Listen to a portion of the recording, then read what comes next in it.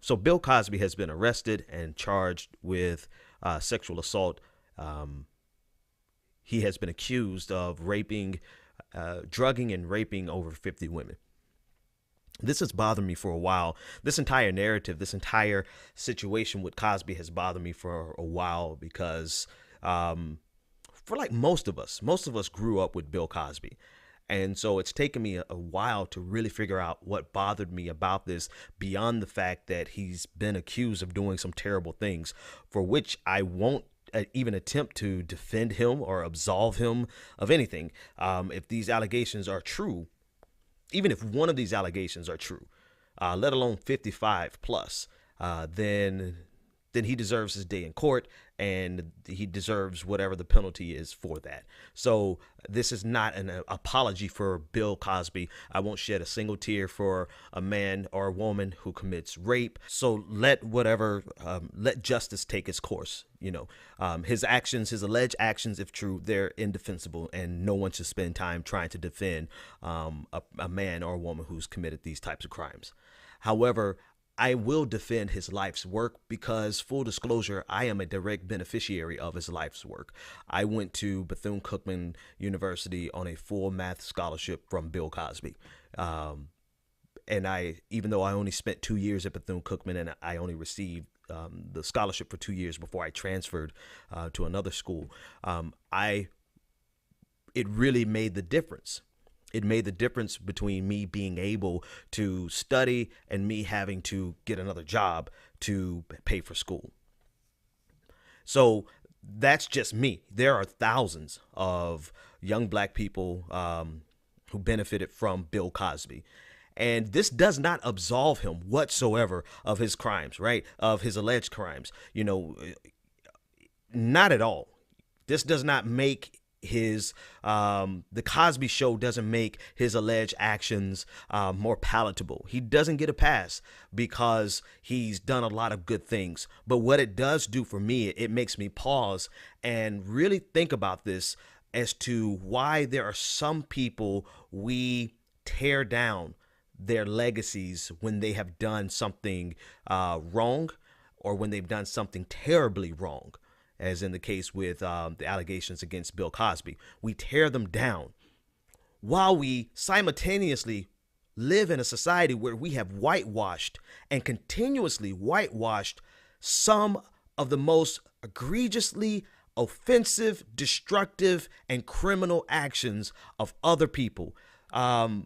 If we are going to tear down the legacy of someone because they did something wrong or even terribly wrong, then we've got a lot of people we need to tear down from our walls. We have a lot of founding fathers that need to be ripped down from our venerated halls of the Hall of Fame. We have a lot of presidents whose names should never again be mentioned because of the murder that took place underneath their regimes, because of the rape, the pillaging, because of the exploitation, because of all of the damning things that they have done.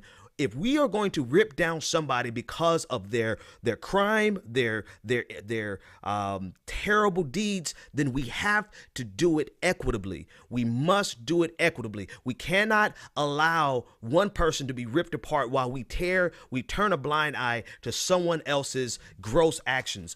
Our history, our entire American history was born. Our entire country was birthed from rape, murder, pillaging, exploitation. Almost every single leader that we have, president, has blood on their hands. I mean, we have a history of presidents with sexual impropriety, some rape, we have it in our history books where we have men who hang on our walls in our classrooms who are guilty of rape, and we know this. Yet we turn a blind eye and we whitewash it and we lift them up as American heroes. This does not absolve Bill Cosby. It just brings light to the fact that we tear down some and we lift up others. When we all have blood on our hands, we all have done something wrong. Not all of us have done things terribly wrong like Bill Cosby has been accused of, but I'm just amazed that there are some people we would never dare to even consider destroying their legacy, while others will throw them under the bus as soon as they are accused. Not found guilty, but accused. That's what bothers me. Now, it does bother it. I don't understand. I personally do not understand how you can rape someone. It's not in my it's not in my psyche. I don't understand that. So I am not absolving Bill Cosby. I'm not justifying his actions. I'm not even defending him. You know, let him go to jail. If he's found guilty, let him go to jail. I'm not going to shed a tear. I didn't shed a tear when he was arrested. But what I have done is taken a minute to realize that not only is he being arrested, not only is he likely to go to jail, but there is a concerted effort to erase his contribution. And I, for one, simply cannot do it because I am a direct beneficiary, one, but two, because I see the hypocrisy that we are not going to tear down Thomas Jefferson. We're not going to tear down slave owners, George Washington. We're not going to tear down Andrew Jackson. We're not going to tear down all of these men who are even more venerated than Bill Cosby and have done things that are equal or worse to what Bill Cosby is accused of doing. So that's all. That's really all I have to say about this, is that if we're going to do it for one, then we better be careful. If we're going to erase the legacy of one, then we better be careful, because we must, if we're going to be equitable, if we're going to be just, we must erase the legacy of all of them.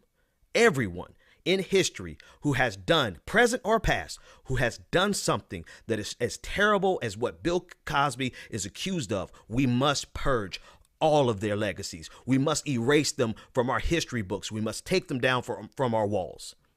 Because I, for one, simply can't palate the hypocrisy. I don't have to defend Bill Cosby because it's indefensible, and I don't have a desire to defend him.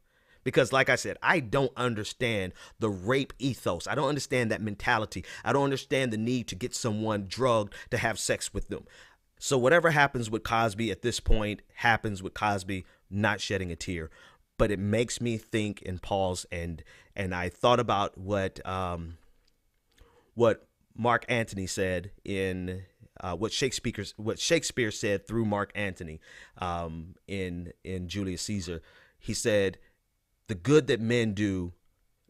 No, strike that. He says, "The evil that men do lives after them. The good is oft interred with their bones.